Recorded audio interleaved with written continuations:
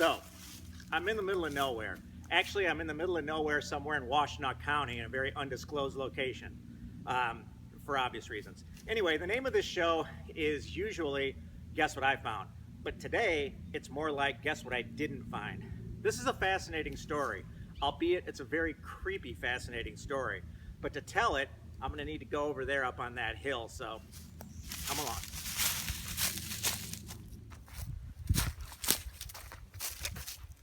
Okay, so I'm I'm at a tombstone here that's generally pretty unmarked.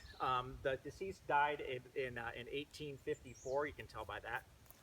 But chances are the body's not even here, and here's why. In 1850, the University of Michigan opened up their medical school. Now, if you had a medical school, you had to have cadavers, and there was no place really to get cadavers unless you dealt with grave robbers. And go with me on this. These dots were connected by author James Thomas Mann, who wrote a book called Wicked Washtenaw County, which is just excellent. It's a great read. You got to read it. I'll paraphrase it here for you. Anyway, so in order to get cadavers between 1850 until they actually changed a law in 1888, the University of Michigan had to buy cadavers from grave robbers, and grave robbers were very efficient.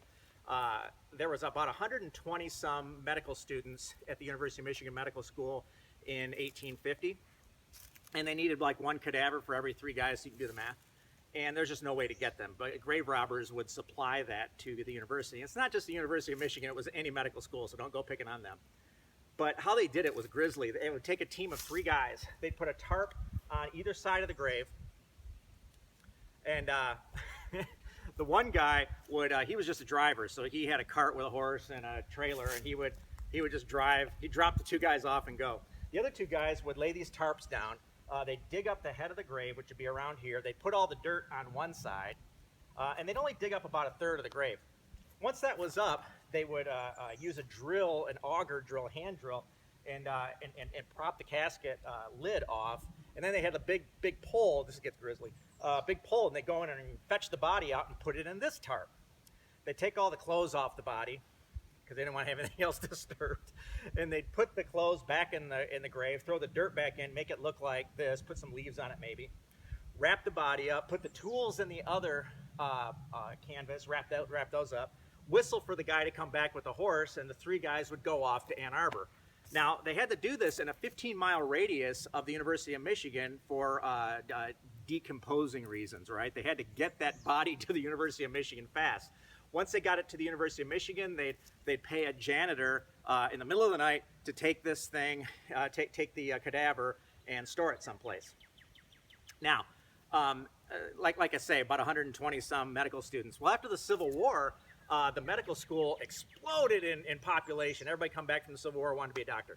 So now we have a student population of something like 500.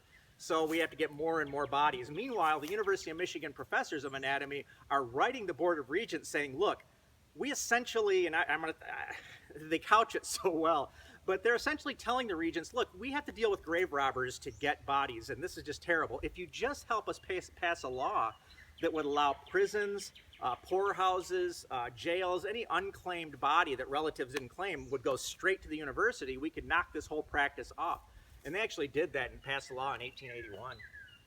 But in the meantime, they were stealing stuff like crazy. Well, for about the first 10 years, like I said, they would steal bodies within a 15-mile radius of the University of Michigan. So you can picture all of the cemeteries around there. The bodies had to be exhumed within 3 days. After 3 days, they weren't useful to the University of Michigan anymore. So it became very interesting. The grave robbers would stalk around and find somebody that was buried. They'd make sure that the cemetery was rural, not in the city, because they'd never get away with it, and this one certainly fits the bill. And then they would go steal the bodies. Now, if you were well off, you would pay somebody to sit in a chair right there for 3 days and make sure nobody stole the bodies. But there's even documentation there that shows good grave robbers would show up and pay this guy to either, give him some whiskey to go the other way or fall asleep and do something else while they took the bodies. This was happening at an enormous pace. I mean, really hundreds and hundreds of bodies were taken. After about 1867, 68, the university didn't want to get in trouble by causing all the stir of stealing bodies locally, because people were starting to get a notion of this. So guess what they had to do? They had to go to Ohio, and they went to Ohio and stole their bodies. Meanwhile, the medical schools in Cleveland would come up to Michigan and steal their bodies. So we had a Michigan-Ohio thing going on way back then. Anyway, like I said, in 1881, they Public Act 16, I think it was, passed a law that said, look, how about all the unclaimed bodies go to the universities for University of Michigan for medical research? And that kind of curbed the whole thing, but not really. All the way up until the 1900s, there were teams of guys, professionals, that would go in and steal bodies anyway. So anyway, this was a very grisly topic. I should have waited until Halloween, but I think it's very fascinating, and it's a little creepy at the same time. Anyway, if you want to see more stuff like this, go to my website, stunt3.com, and you got to read James Thomas Mann's book, Wicked Washtenaw County, because he does this far more justice. It's a lot of fun. His story and prose on this is great. Anyway, see you next time.